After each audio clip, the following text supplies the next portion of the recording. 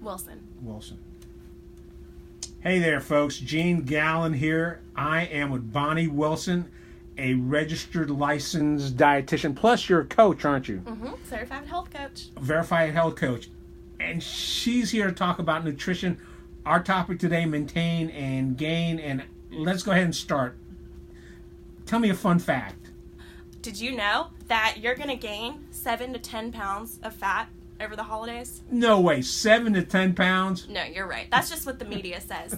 In reality, studies have shown that on average, people only gain about 1 to 2 pounds throughout the holidays. Now, the unfortunate thing is that a lot of times we don't end up losing it, so it's a cumulative gain of 1 to 2 pounds every year.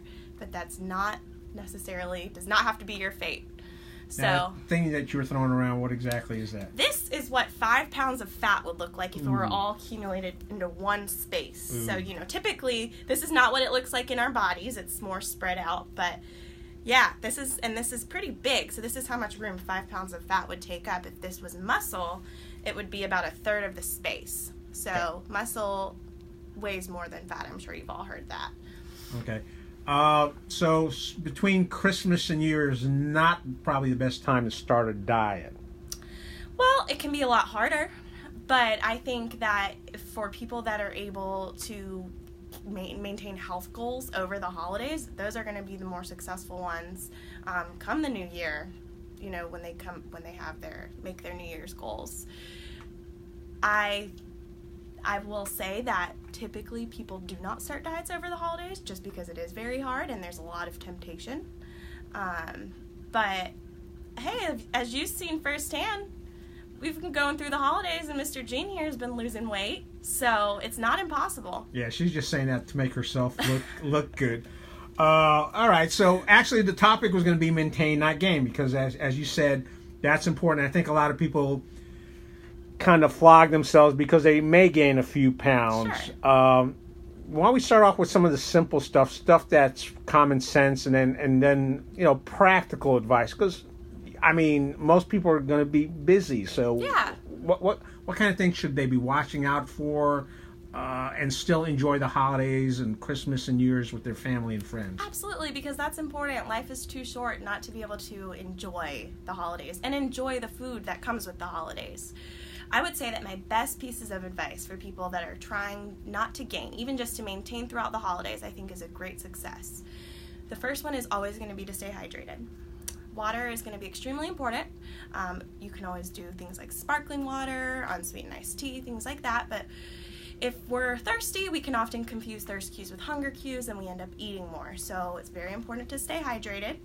Let's just stop there real quick. On Okay. hydration, you hear all sorts of numbers as to how many glasses you need to be drinking Yes. a day. What's a general rule of thumb? Yeah, that's a really great question. So the 8 glasses a day, that is totally outdated. We do not go by that anymore.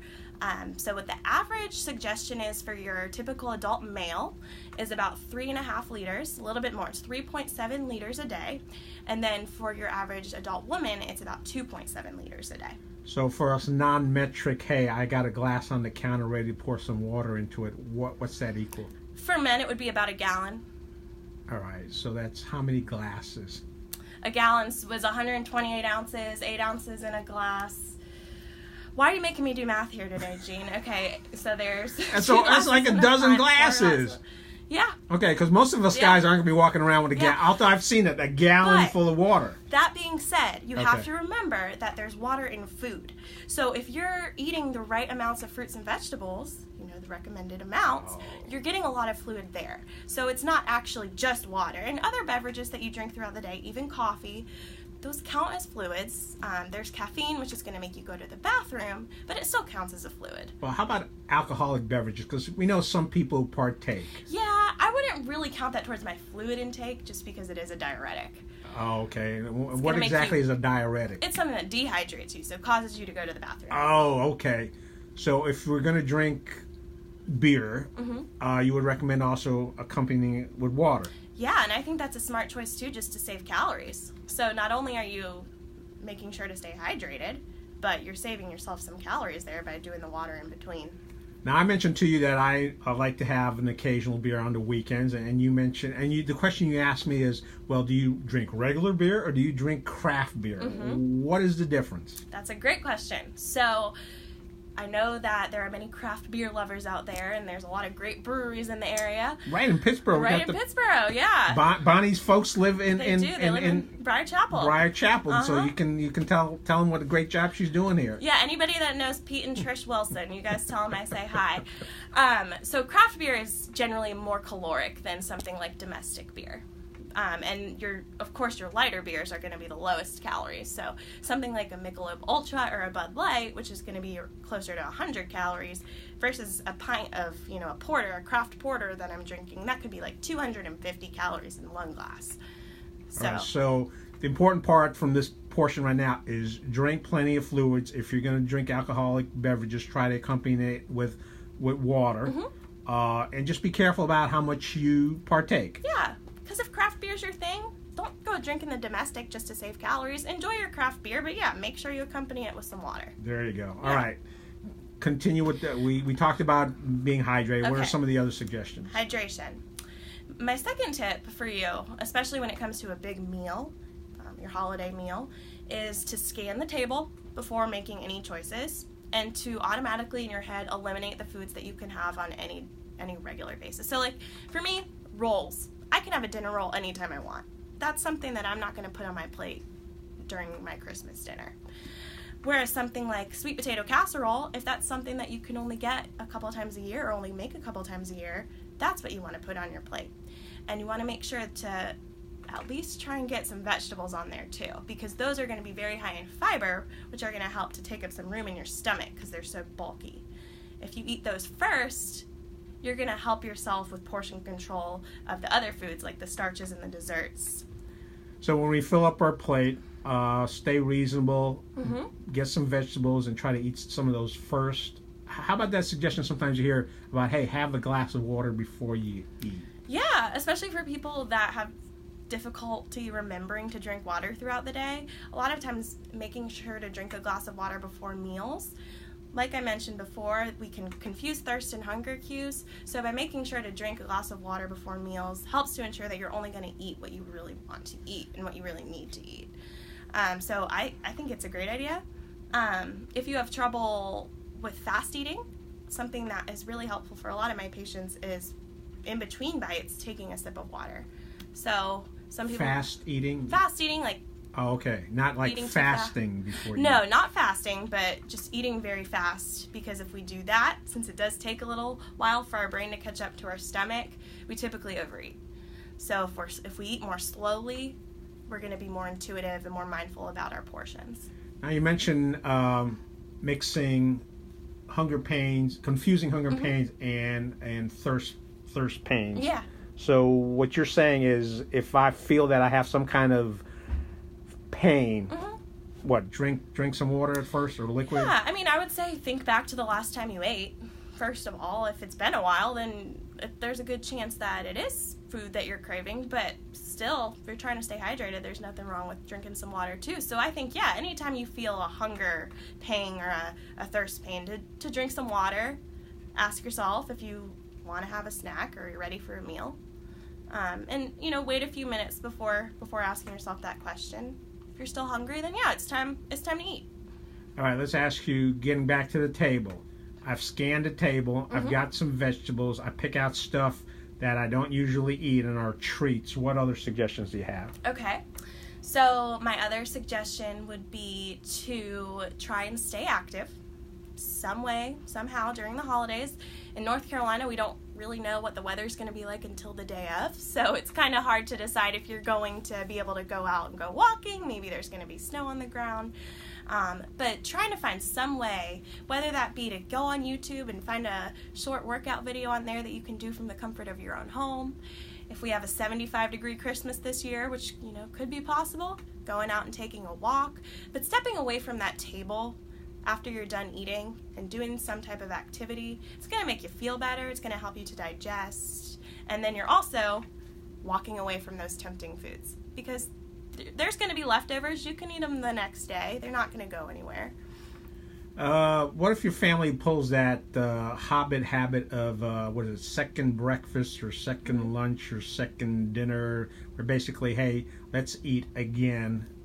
Well, depending on what time your meal is, maybe you should eat again. I would say that if you do an earlier Christmas meal or holiday meal around 1 or 2, you probably do need to eat another meal. If it's a huge meal that you're eating at lunch, I would just try and do something smaller when it comes to dinner. And again, focusing on plenty of vegetables and maybe a lighter version of what you ate earlier in the day, and try and choose foods that you didn't have before. So if we're hopping around from relatives' home to relatives' home, and we do Christmas lunch at one location and then Christmas dinner at other locations, and they both have stuff that we don't usually have, but it's, oh my goodness, look at all this stuff, we're basically lost, aren't we?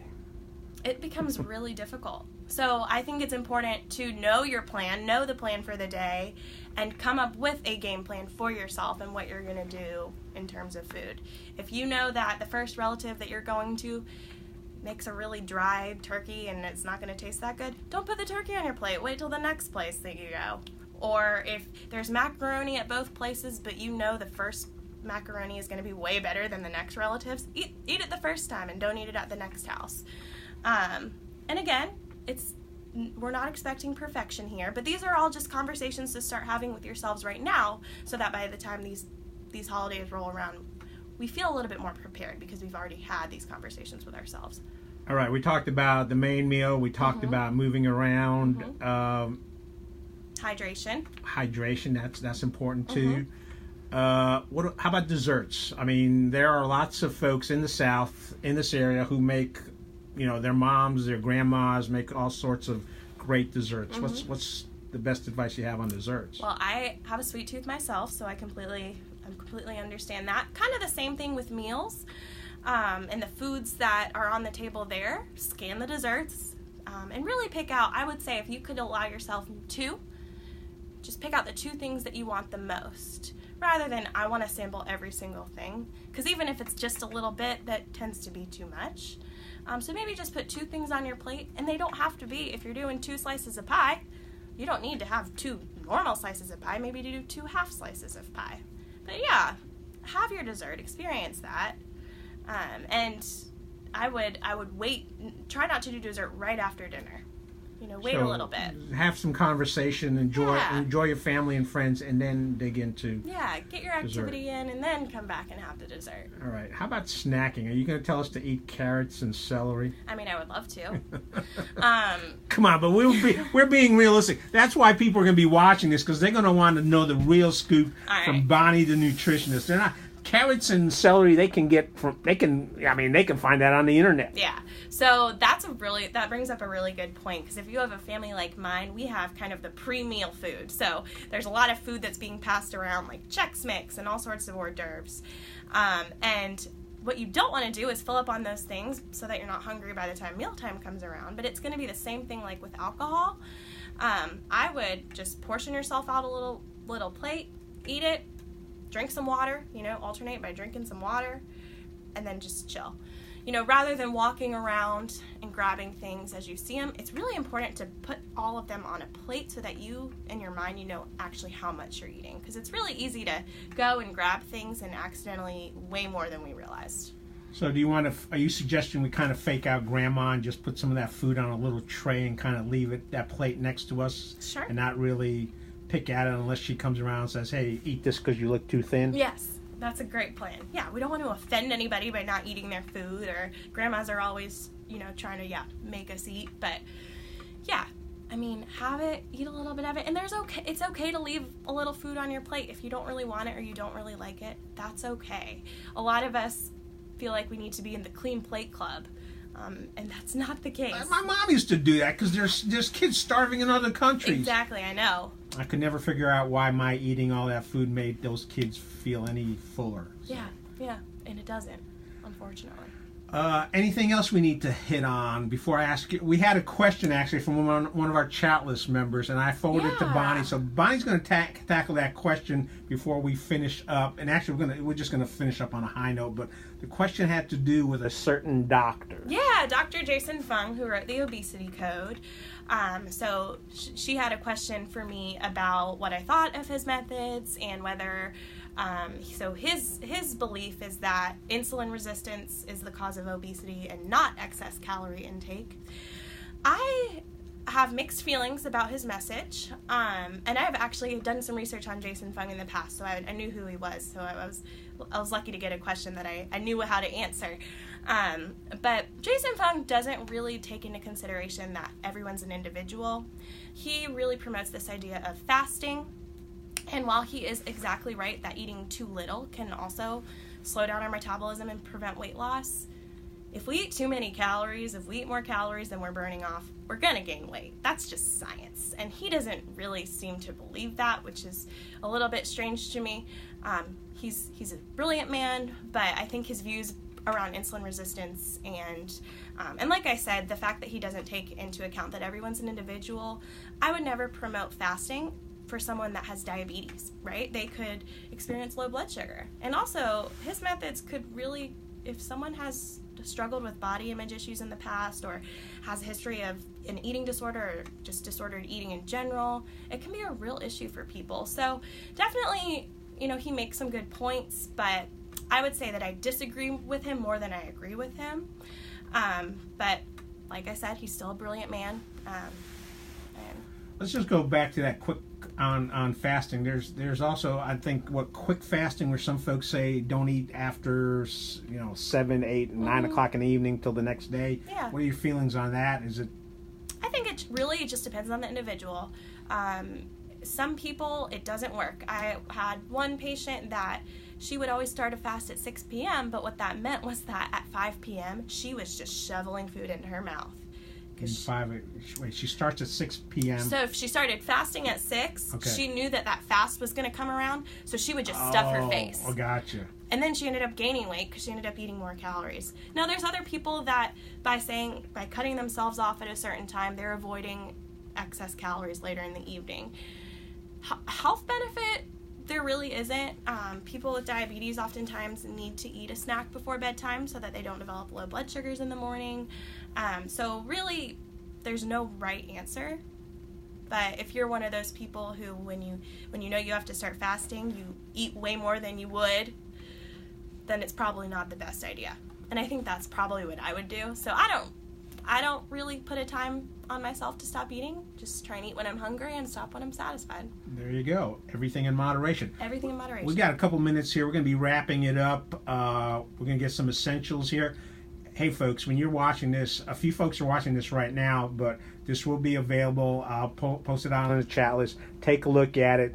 Let me know what you feel about it. And if we get enough interest, I think I can convince Bonnie to do some more nutritional post-holiday eating patterns that you may need to hear. She'd love to. I would love to. Mark Stinson, this is for you. Mark actually is one of our chat list members, and he's lost like 20 pounds too. Way to go, Mark. And he's got the whole group talking about moderation, eating fresh. We'll talk about that when we come back, eating fresh fruits versus prepared foods and all that other stuff. I'd love that. But the biggest, I think we've hit on some of them as to, hey, starting this weekend and going through January 2nd, what are the biggest things people can easily do or just do by watching themselves? Yeah, so just some easy tips. Yes. I would make sure to treat the beginning of the day, start every day like it's just a normal day. So if you have a big Christmas lunch, a lot of times, especially like Thanksgiving, I see this happens a lot. People will starve themselves before the meal because they're so excited for that meal and they want to be able to eat everything they can. Then they end up eating way more calories than they would have if they had just consumed a standard breakfast. So start every day like it's a normal day. And I would say, honestly, my biggest tip is that if you do end up eating a little bit too much and you know it and you feel a little bit stuffed, do not feel down on yourself. Do not feel discouraged. Do not get mad. Do not feel guilty. These things happen. They're totally normal. It's okay to eat a little bit more than we should once in a while. It's when we do it on a consistent basis that it becomes a problem. So it's okay. It's not the end of the world. Just wake up the next day and go back to your normal routine. That is the best piece of advice I can give you. See, that's why I love this lady, because she's kind of like, hey, we all live in a real world. We can't all be perfect all the time. Every once in a while we indulge, especially when grandma says, hey, what's wrong with my pumpkin pie or whatever, and you don't want to feel guilty. Yeah. So this is the time to do it. Ms. Bonnie Wilson, nutritionist at UNC. She does a fantastic job. I hope you all enjoy this video. Please provide feedback either back on the chat list or on this Facebook stream live, and we'll see if we can also get this on YouTube. Great advice for the Christmas, New Year break. I hope everyone has a great holiday and a great rest of their year. And can you say ho, ho, ho? Ho, ho, ho. There you go. All right.